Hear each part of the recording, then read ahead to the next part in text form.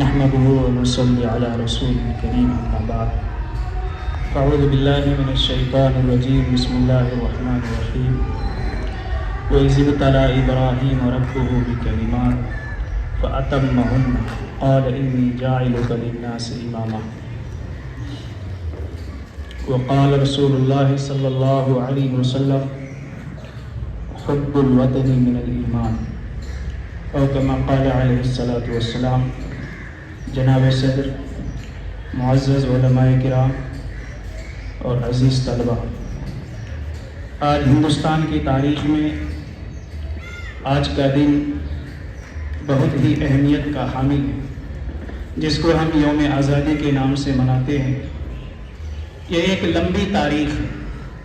1947 کو یہ ملک آزاد ہوا، لیکن اس سے پہلے 100 سال سے بھی زائد جد و جہد، مسلسل کوششوں کا نتیجہ رہا کہ یہ ملک کیا ہوا، آزاد ہوا۔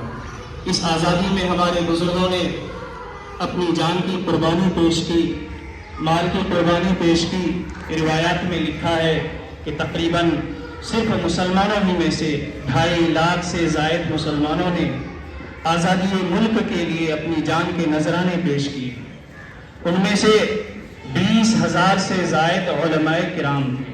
انگریزوں کے خلاف سب سے پہلے جس شخص نے جہاد کا فتویٰ دیا تھا، انہی مدارس کا ایک عالم تھا جس کو دنیا شاہ عبدالعزیز محدث دہلوی کے نام سے جانتی ہے۔ آزادی ہند میں مدارس کا اہم کردار رہا ہے۔ علماء نے بڑھ چڑھ کر حصہ لیا۔ ابھی بات کو لمبی نہ کرتے ہوئے 2-3 بات، چونکہ یہاں ہمارے طلبہ مخاطب ہیں، لہٰذا ان سے 2-3 بات کہوں گا کہ یہ ملک جو آزاد ہوا، اس کے پیچھے سینکڑوں سال کی محنت ہے، جد و جہد ہے۔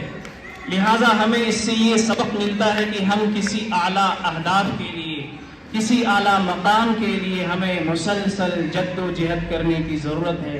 بغیر جد و جہد کے، بغیر قربانی کے کوئی چیز حاصل نہیں ہوتی۔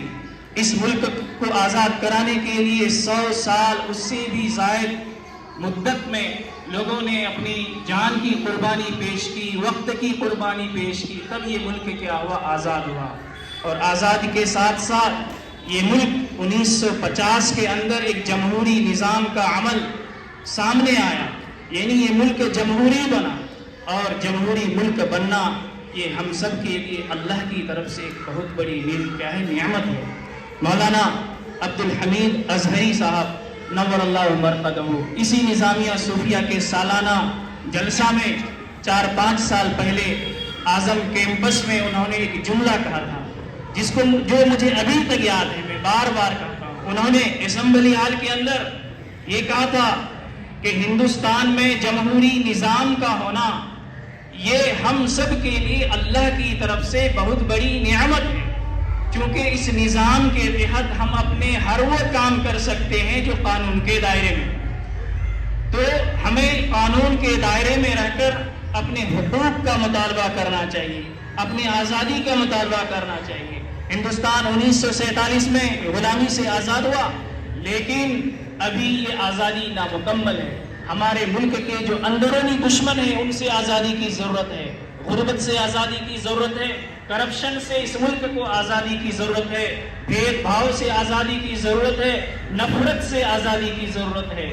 تو ایک آزادی تو ہو گئی، لیکن دوسری آزادی دشمنی، بھید بھاؤ، نفرت، عداوت، بغض، عناد، دشمنی جو اس ملک کے بھائی چارہ کے لیے نہایت ہی نقصان دہ ہے، ان سے آزادی کی کیا ضرورت ہے؟ ذہنی غلامیت سے آزادی کی ضرورت ہے۔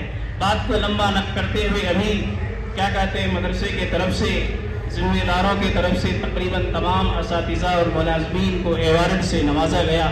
میں نے ایک آیت پڑھی کہ اللہ تعالیٰ ابراہیم علیہ السلام کو مختلف چیزوں کے ذریعے امتحان لیا۔ جب ابراہیم علیہ السلام ان امتحان میں پاس ہو گئے تو اللہ نے اس کو فرائض امامت سے نوازا۔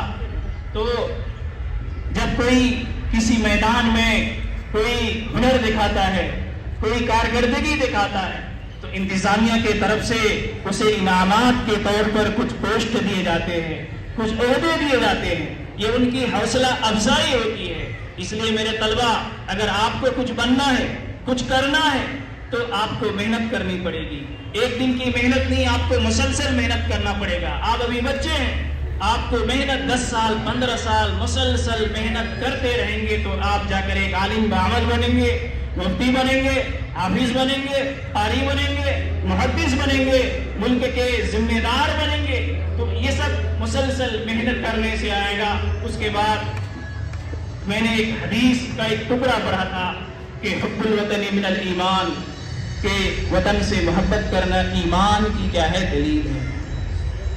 ایمان والے ملک کے غدار نہیں ہو سکتے۔ ہمارے نبی نے سکھایا کہ وطن سے محبت کرنا ایمان کا حصہ ہے۔ ہم اپنے ملک کے وفادار تھے، ہیں اور ہمیشہ رہیں گے۔ ہم نے اس ملک کو خون سے سینچا ہے۔ اگر آگے بھی ضرورت پڑی تو ہم اپنی گردن نہیں جھکائیں گے بلکہ گردن کٹا لیں گے۔ اس ملک کی حفاظت کے لیے ہم سب کو ہر وقت تیار رہنا چاہیے، وہ چاہے باہر کے دشمن ہو یا اندر کے دشمن ہو۔ ہم اس ملک کو دوبارہ غلام نہیں بننے دیں گے۔ میں اتنی ہی باتوں میں اپنی بات ختم کرتا ہوں۔ وما توفیقی الا باللہ۔